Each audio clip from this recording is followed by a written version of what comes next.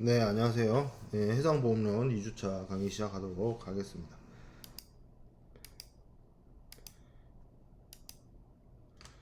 이번 시간에 학습하게 될 내용은 해상보험과 관련해서 보험 그 자체의 여러 가지 이론이라든지 특징들, 그런 것들을 좀 살펴보도록 하겠습니다.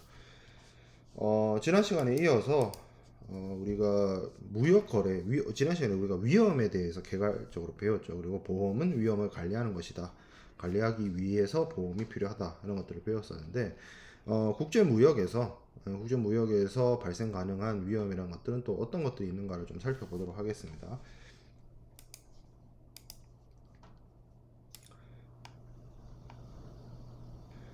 자, 첫 번째로 신용위험이 있습니다. 신용위험이라고 하는 것은 무역거래에서 채권자인 수출자의 지위에서 발생을 할 수 있는 건데, 말 그대로 채권자가 돈을 회수하기 어렵게 되는 그런 경우를 말합니다.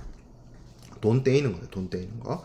그래서 수입자가 물건을 사기로 했음에도 불구하고 대금 지급을 하지 못하게 되거나, 아니면 지급하는 것을 거절을 했거나, 뭐 늦게 주거나 뭐 이런 것들로 인해서 수출자가 원래 의도한 대로, 원래 계약을 한 대로 대금을 회수할 수 없게 되는 그러한 경우를 신용위험이라고 하고요. 이 경우에는 뭐 꼭 해상보험을 이용을 뭐 해상보험과 같은 보험 제도를 이용하지 않더라도 기본적으로 신용조사나 이런 것들을 철저하게 해서 그리고 대금 회수를 원활하게 할 수 있는 여러 가지 결제 수단과 결제 방법을 이용해서 어느 정도 이제 해결을 할 수 있는 것이고요. 비상위험이라는 것도 있습니다. 비상위험이라고 하는 것은 무역 거래 당사자들이 뭘 잘못하거나 이들이 뭐 거래를 안 하고자 한다거나 뭐 이런 상황들이 아니라, 그 당사자들 주변에 외부적인 환경의 변화로 인해서 거래가 정상적으로 이루어질 수 없게 되는 그러한 상황들을 이야기를 합니다. 뭐 대표적으로 전쟁이라든지, 뭐 내란과 같은 소요 사태라든지, 뭐 천재지변, 뭐 어떤 정부의 뭐 수입 금지라든지 금수 조치라고 하죠. 뭐 이런 것들이 내려지게 되면 계약을 체결한 무역거래 당사자들이 그들의 계약 내용대로 거래를 이행하는 것 자체가 불가능해지는 그러한 상황을 많이 이야기를 하고요. 이 경우에는 뭐 보험을 통해서 해결할 수도 있지만, 이런 것들을 해결하기 위해서 우리가 각 국가들이 일종의 뭐 신용 보증이라든지 무역 보험이라든지 이런 제도들을 운영을 해서 그걸 통해서 해결을 하고 있고, 한국의 경우에는 수출보험공사, 무역보험공사 K슈어라고 하는 무역보험공사가 있습니다. 그래서 그 무역보험을 통해서 국가가 이런 외부의 수출입을 하는 당사자들이 입을 수 있는 비상 위험에 대해서 하나의 어떤 안전장치를 제공을 하고 있습니다. 무역보험에 대해서는 뭐 이번 학기 수업 시간에 뭐 가능하다면 뭐 간략하게 정도 다룰 수 있으면 다루도록 하겠습니다. 자, 그 다음에 상업위험이 있습니다.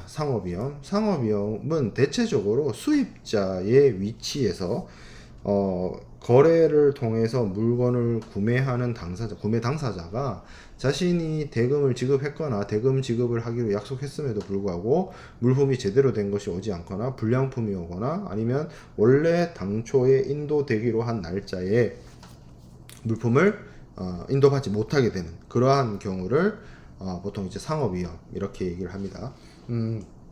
이것 또한 신용조사라든지 거래 체결 단계에서 당사자들 사이에서 이러한 문제를 해결할 수 있는 뭐 신용장 방식이든, 아니면 꼭 신용장이 아니더라도 여러 가지 하나음 치결 제도라든지 이런 것들을 통해서 신용위험이나 상업위험들을 예방할 수가 있겠고요. 그리고 무역 거래에서 발생하는 또 다른 위험으로 한위험이 있습니다. 왜냐하면 서로 다른 나라의 당사자들이 거래를 하고 있기 때문에 환율이 수시로 변동이 되죠. 환율 변동에 따라서 뭐 계약 체결할 때는 뭐 환율이 뭐 예를 들어서 뭐 뭐 원화 1달러에 뭐 원화 한 1,100원이었는데 뭐 거래를 하려고 하니까 계약 대금을 송금하려고 하니까 뭐 1달러에 뭐 1,300원 하더라 뭐 이런 식으로 환율 변동이 있게 되면 당사자들이 어떤 계획했던 여러 가지 생산 원가나 이런 것들은 고정적인데 반해서 환율이 변동이 있게 되면 당사자들이 그 이러한 환율 변동에 의해서 손실이 발생할 수가 있는 부분이 있겠죠. 예, 그래서 이런 것들은 여러 가지 한 해지라든지 환율 리스크를 관리하기 위한 여러 가지 수단을 동원해서 이러한 위험들을 회피할 수가 있습니다. 이제 그리고 우리가 한 학기 동안 공부하게 될 해상보험과 직접적으로 관련이 되어져 있는 것은 운송 도중에 발생하는 위험입니다. 국제무역이라고 하는 것은 말 그대로 국제, 서로 다른 나라에 위치하고 있는 당사자들 사이에서의 거래이기 때문에 그 거래는 반드시 필수 불가결하게 국제적인 물품의 이동, 운송을 수반하게 되고요. 그 운송을 수반하는 과정 속에서 발생하는 여러 가지 위험, 뭐 어떤 사고라든지 이런 것들이 피할 수가 없기 때문에 그냥 그런 사고가 안 나기만을 바라야 되죠. 그래서 확률인 거죠. 뭐 내가 미국으로 물건을 보낸다고 해서 무조건 물건이 안전하게 도착하느냐, 혹은 무조건 운송 도중에 사고가 나느냐, 그걸 예단할 수가 없죠. 예측할 수가 없죠. 다만 사고가 발생할 가능성이 있고 그건 엄연히 존재하는 위험입니다. 위험. 미래의 사고 발생의 가능성, 미래의 손실의 가능성, 그러한 손실의 가능성을 어떻게 보면 해결하고 관리하기 위해서 필요로 한 것이 해상보험이라고 하죠. 해상보험이고 그런 것들을 우리가 제도적으로 이용을 해서 그 미래에 발생 가능한 사고를 관리한다. 사고 확률을 관리한다라고 보면 됩니다. 지금은 우리가 현대 사회에 넘어 들어오고 나서는 정보통신 기술이 원체 발달을 했기 때문에 외국에 있는 거래 당사자 혹은 외국에 있는 뭐 직원, 뭐 지점 이런 것들과 이런 부분과 소통하고 연결하고 통신하는 것이 굉장히 편리해졌고 빨라졌습니다. 그렇지만 그 전에 이 해상무역이라는 것이 산업혁명 시대 이후로 점차 발전해 오는 과정 속에서 통신수단이 지금처럼 발달해 있지 않을 때는 말 그대로 이 굉장한 리스크, 굉장한 위험을 감수하고 국제무역을 할 수밖에 없었어요. 그렇기 때문에 그러니까 어떤 보험을 들지 않고 국제 운송을 한다는 것 자체가 굉장히 위험한 행동이었고 실현 불가능했다는 거죠. 그렇기 때문에 이 그러니까 국제 무역을 하기 위해서는 당연히 국가 간의 물품의 이동이 수반돼야 되고, 이 물품의 국제적인 운송과 이동에는 필수 불가결하게 여러 가지 사고나 사건에 대비하는 측면에서라도 해상보험이 반드시 필요로 했다라는 겁니다.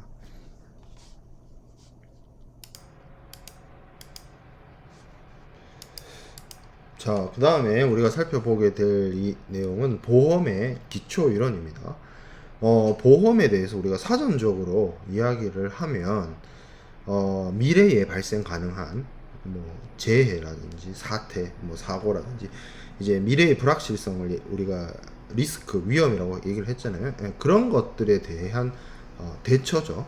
그런 것들을 대처하기 위해서 미래에 발생 가능한 사건, 사고의 대처 방법으로서 우리가 해결할 수 있는 구제책을 만들면서 생겨난 것이 보험이라고 할 수가 있는데, 이 보험에 대해서 우리가 사회적인 측면에서 정의를 내려보면 하나의 일종의 뭐라고 해야 될까요?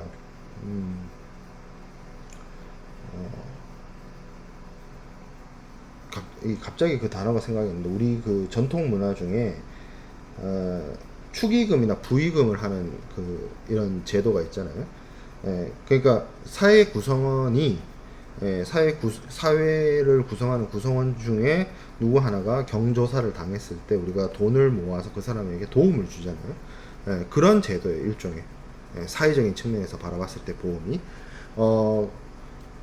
이런 거죠. 그래서 우리가 보험에 어떤 보험에 가입하는 계약자들의 자본을 모아서 하나의 자본 풀 기금을 만들고 실제로 그 기금에서 어떤 사고나 상해를 당한 사람한테 금전적으로 도움을 주는 그런 방식이 보험의 메커니즘이기 때문에 보험의 어떤 사회적인 측면에서의 정의는 소수에게 발생한 손실을 사회 구성원 전체가 나눠서 경제적으로 부담을 하는 제도라고 볼 수가 있고요. 법적인 측면에서는 보험회사, 보험자 내지는 보험회사와 보험 피보험자, 보험 계약자 사이에서 맺어진 어떤 보험 가입자이자 보험 계약자이자 피보험자가 입은 어떤 경제적 손실을 보험자에게 떠넘기는 것을 목적으로 하는 그런 계약이다라는 측면이 있고요. 그리고 이것을 수리적인 측면에서 수학적인 측면에서 바라봤을 때 미래에 발생 가능한 확률에 의해서 발생 가능한 일어날 수도 있고 일어나지 않을 수도 있는 사건 그리고 그 사건에서 발생되는 여러 가지 피해나 손실을 일종의 예측하고 그 예측한 것을 바탕으로 현재 오늘날 모든 보험 계약자에게 공평하게 배분을 하는 제도라는 측면인데 자 이렇게 생각해 보면 됩니다. 보험회사가 있어요. 보험회사는 보험에 가입하는 여러 사람들로부터 보험료를 받습니다. 보험료를 받아서 그 회사의 수입이 되는 거죠. 그리고 그 회사의 수입원을 바탕으로 실제 그 보험 계약을 체결한 사람 중에 실제 사고를 당하게 되면 그 여러 명의 보험 계약자로부터 받은 돈에서 그 사고를 당한 당사자에게 금전적으로 도움을 주는 거죠. 근데 보험회사가 만약에 이러한 것들에 대해서 아무런 생각이나 계산이나 없이 그냥 한다면 보험회사는 무조건 적자가 날 수밖에 없을 겁니다. 그렇기 때문에 보험회사는 뭘 하냐면 과거에 있었던 기록이나 과거의 경험을 바탕으로 예를 들어서 보험 가입자가 어느 정도가 됐을 때 이들의 사고 발생 가능성은 몇 %다 라는 거를 수리적으로 예측을 할 수밖에 없어요. 예를 들어서 100명의 보험 가입자가 있는데 이 100명 중에 한 5-6명은 무조건 사고가 나더라. 물론 그 5명, 6명은 무조건 미래에 발생할 일이기 때문에 지금 오늘날 당장 정확하게 맞출 수는 없지만 과거에 있었던 경험을 바탕으로 사고 발생의 빈도나 사고 발생의 확률이나 이런 것들을 계산을 한다는 거죠. 보험회사 입장에서. 그러면 최소한 100명의 보험자로부터 보험료를 받아서 6명의 피보험자에게 보험금을 준다라고 했을 때 보험회사 입장에서는 이 6명한테 주는 보험금의 금액보다 100명의 보험 계약자로부터 받는 요금, 보험료가 당연히 많아야 그 회사는 흑자를 본다는 거예요. 만약에 이게 반대가 돼서 100명의 보험 가입자로부터 보험료를 받았어요. 그래서 100명으로부터 받은 돈을 가지고 있는데 그에 뭔가 잘못돼가지고 사고가 100명 중에 20명이 20%가 넘는 사람들이 사고를 당했어요. 보험 계약은 체결되어 있는 부분인 것이고 그렇게 피해자가 많이 발생하고 사고가 많이 일어난 거는 보험회사의 예측 영역 밖인 거죠. 그렇지만 계약이 되어 있기 때문에 그 20명한테 보험회사는 보험금을 지급을 해야 됩니다. 그러면 이 100명으로부터 받은 보험료 중에 료를 갖고 20명한테 다시 또 보험금을 나눠준다고 하면 이미 그 순간 보험회사는 무조건 마이너스 거죠. 적자가 나는 거죠.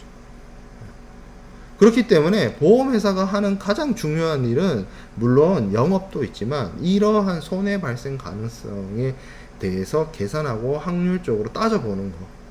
그리고 당연히 그 자신들의 고객들 중에 아무도 사고가 안 날 거라고 생각하진 않아요. 사고는 나요. 보험에 가입을 한 그 누군가는 사고가 납니다. 그럼 그 누군가가 사고가 난다는 것을 인정하고 얼마 정도의 사고가 날 것인가를 계산을 해서 그것을 적정히 충당할 수 있을 정도로 보험 가입자들한테 보험료를 각각에 받아야 되겠죠. 그래서 보험료 산출의 기준이 됩니다. 얼마만큼의 사고가 발생을 할 것이고 사고의 빈도가 어떨 것인가 그런 데이터를 통해서 그런 측면에서 보험이 다수의 사회 구성원들로부터 돈을 조금씩 각출을 해서 실제로 사고를 입은 당사자에게 보상을 해주는. 그래서 뭐 우리가 축의금이나 뭐 경조사 때 축의금을 해 주듯이, 그러니까 뭐 결혼을 했다고 혹은 상을 당했다고 여러 사람들이 동료나 친지나 친척들이 친구들이 이렇게 돈을 각출해서 조금씩 각출해서 도와주잖아요. 그거를 현대적인 의미로서 보험이라는 제도로서 운영을 하고 있는 그것과 이 사회 구성원들의 부조와 어느 정도 논리적으로 이론적으로 유사점이 있다라는 겁니다. 자, 그리고 경제적 측면에서 정의인데 뭐 이것도 같은 얘기예요.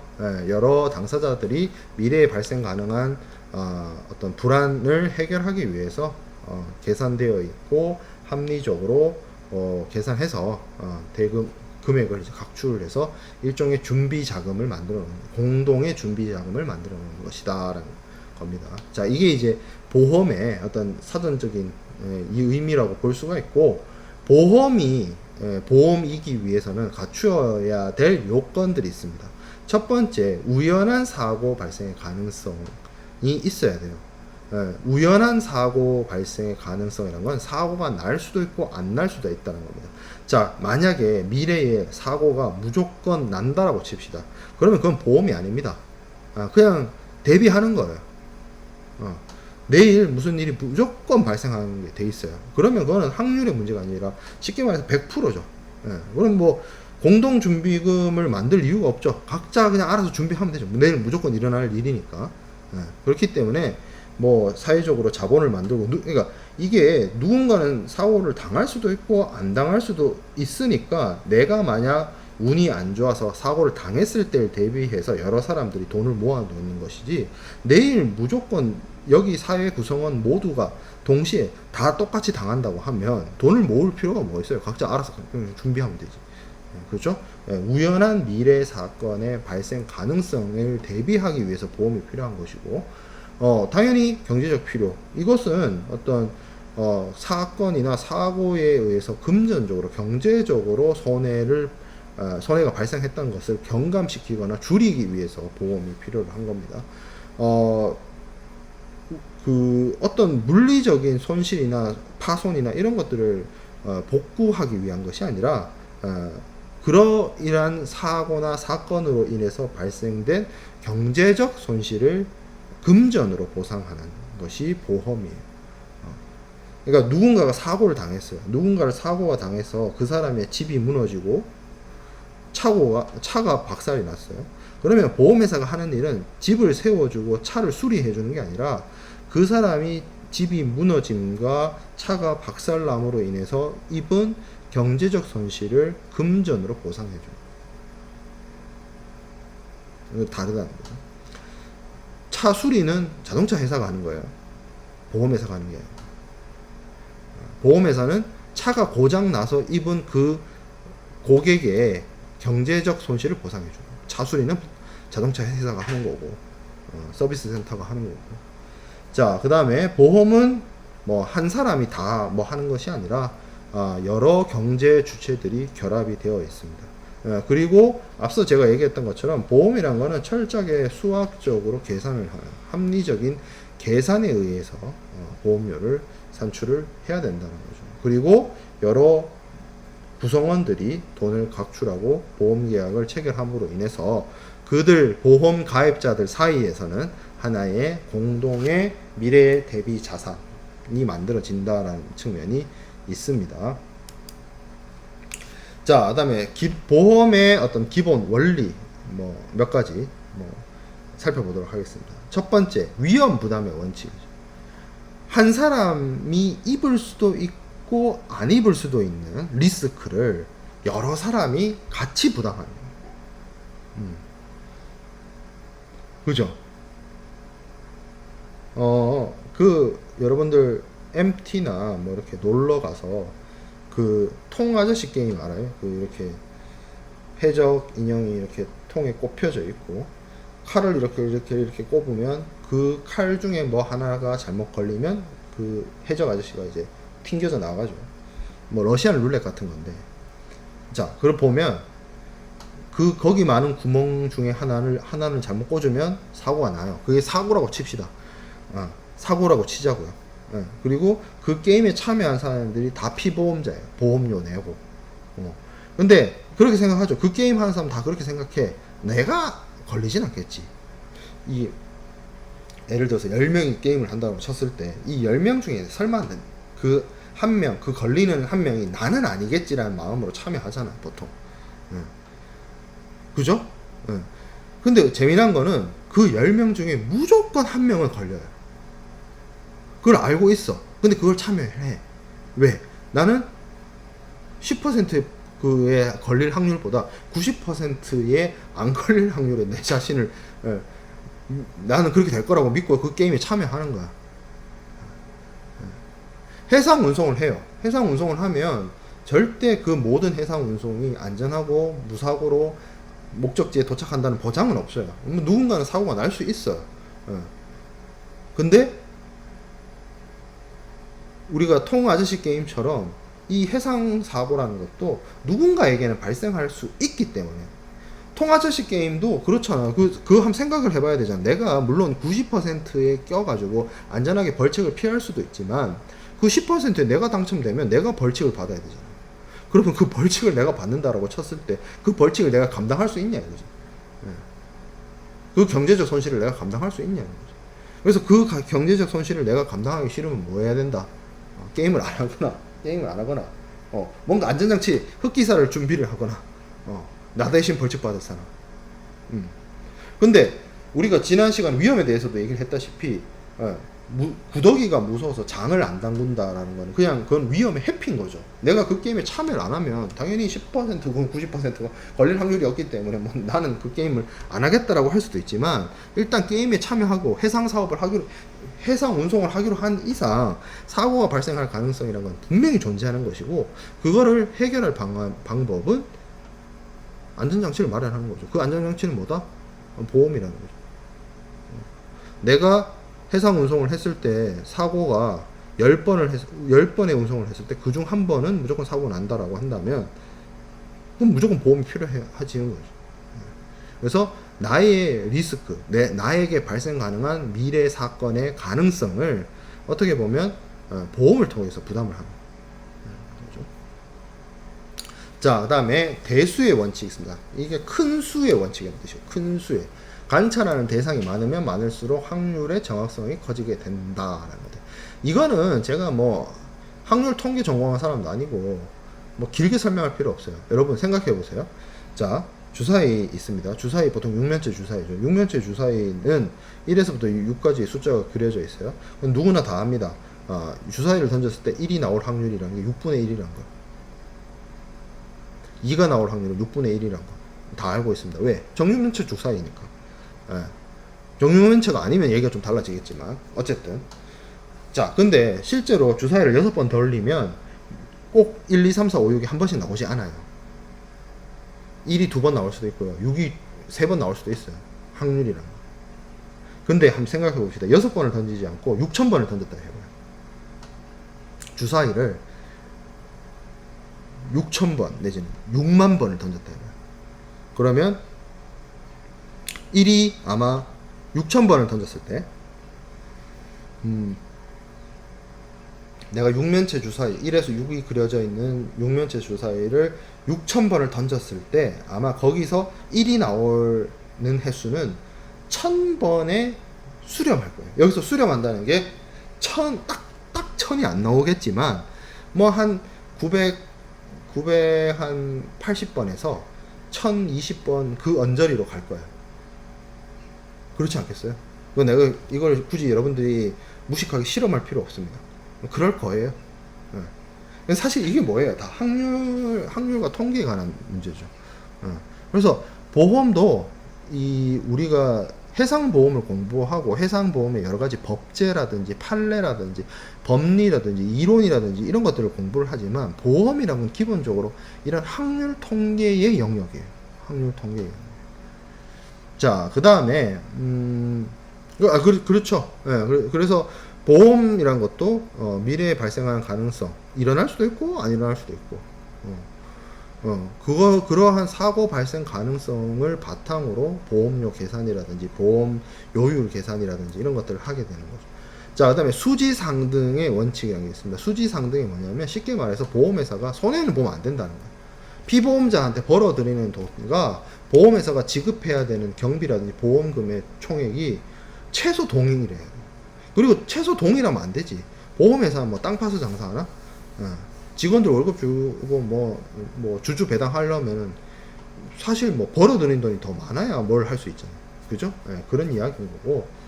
이득 금지의 원칙인데 사실 이 앞에 1번, 2번, 3번은 뭐 그렇게 우리가 해상보험을 공부하는 데 있어서 뭐 생각할 이슈긴 합니다만 깊게 고민할 문제는 아니에요. 근데 정말 중요한 거는 이 4번이에요. 4번. 이득 금지의 원칙. 이득 금지의 원칙을 다른 말로 얘기를 하면 실손 보상의 원칙이라고 합니다. 실손 보상의.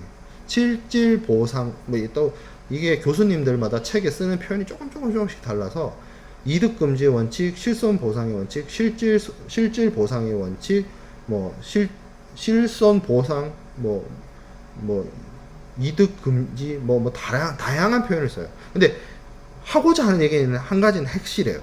뭐냐? 실제로 입은 손해만큼만 보험이 보상하고 조금이라도 그 사고나 사건으로 인해서 피보험자가 이득이나 이익을 받으면 안 된다라는 것이 실손 보상의 원칙 또는 이득 금지의 원칙입니다.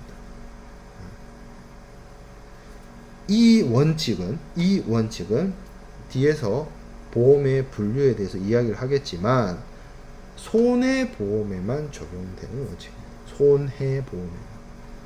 손해보험에만.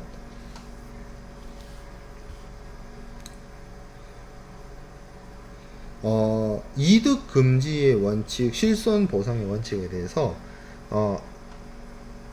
여러 번 이야기할 거예요.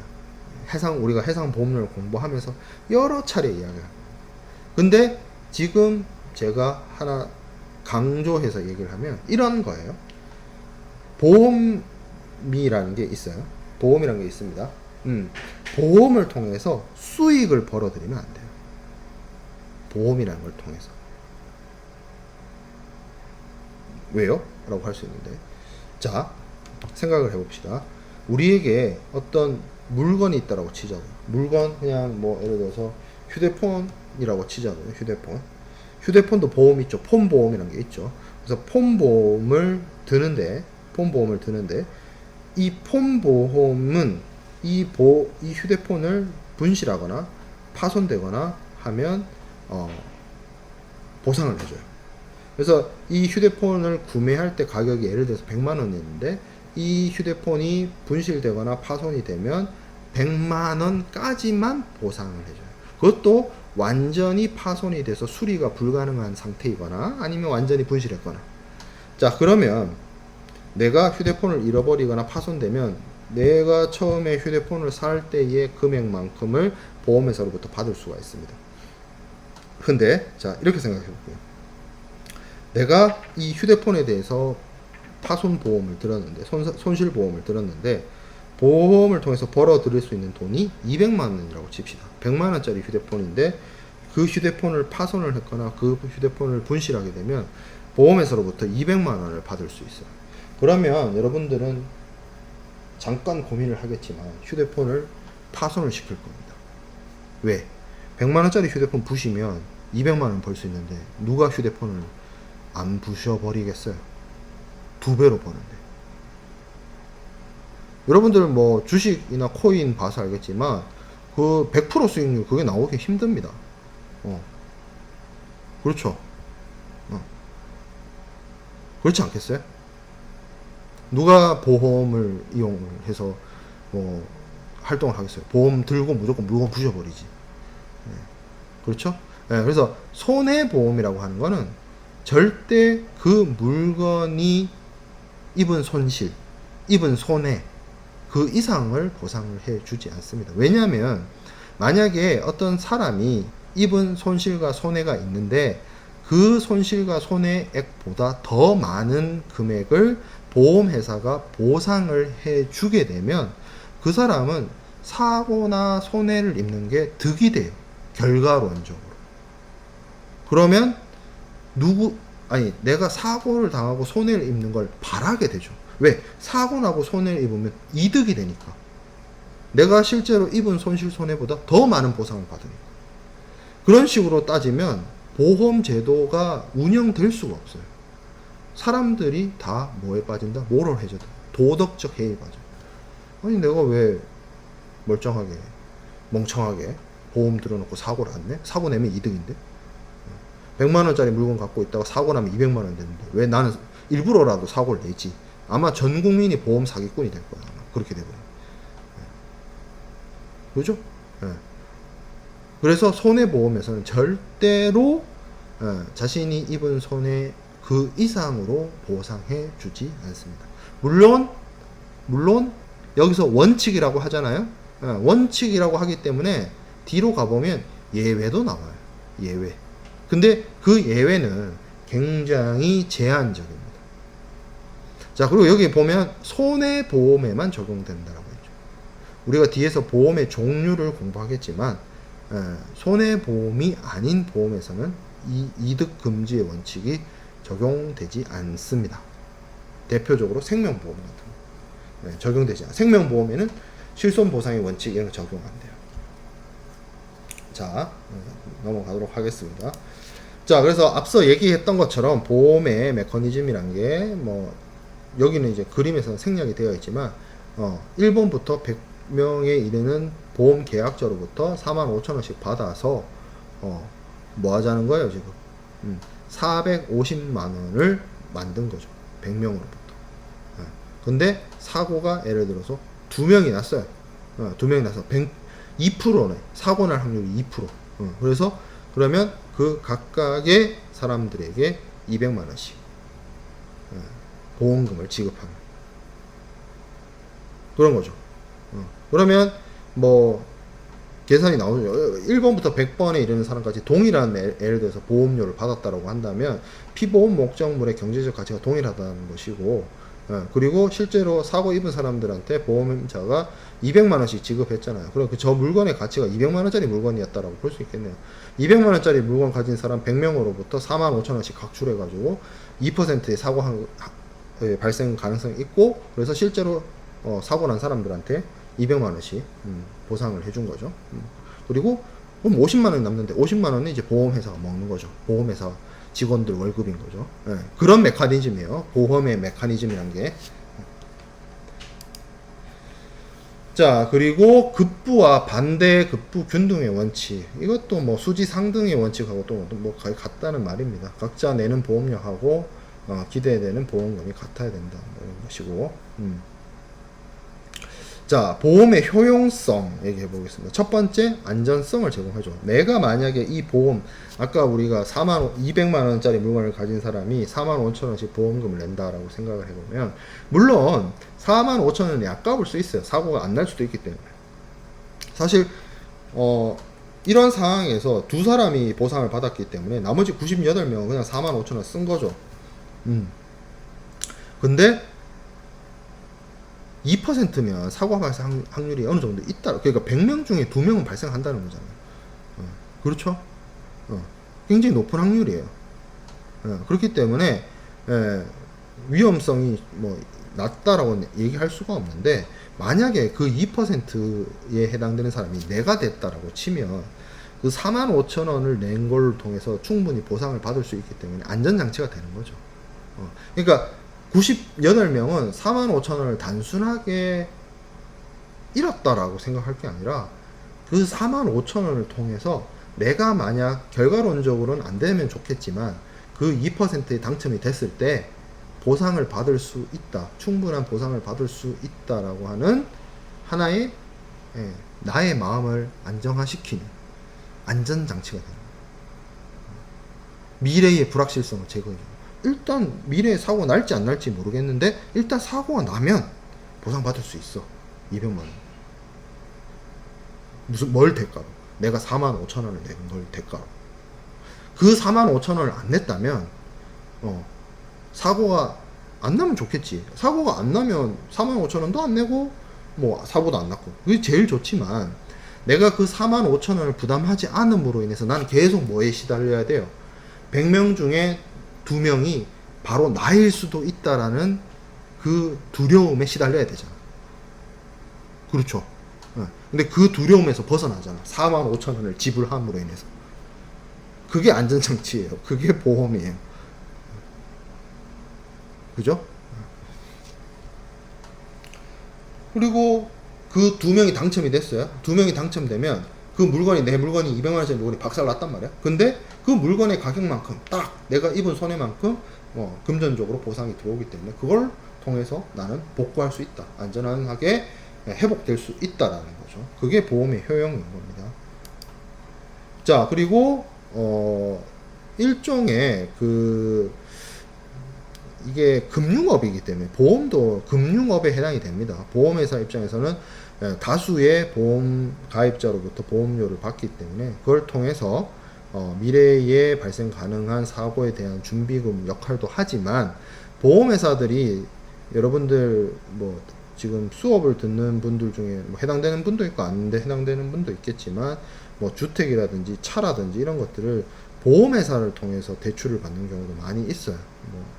그렇기 때문에 그 보험회사들은 왜 그런 대출을 해두냐? 그 보험회사들이 가지고 있는 돈의 근원은 당연히 여러 보험 가입자들로부터 벌어들이는 보험료거든요. 근데 그 보험료를 단순히 보험회사라고 해서 은행에 통장에 넣어두기만 하면 뭐 이자만큼은 받을 수 있지만 사실 이자라는 게 아무리 뭐 적용을 한다 하더라도 1%, 2%, 뭐 요새는 뭐 대출금리 뭐 오른다 하지만 그것도 사실 뭐 시중 대출금리나 해당되는 사안이지 기준금리로 치면 아직도 굉장히 이율 자체가 굉장히 낮기 때문에 그냥 단순하게 통장에 돈 넣어놓는 걸로는 보험회사가 운영이 안 돼요. 보통 그래서 보험회사들이 어떤 뭐 다른 어떤 무형자산이나 유형자산이나 재고자산이나 뭐 그런 자산에 투자를 합니다. 보험회사들이.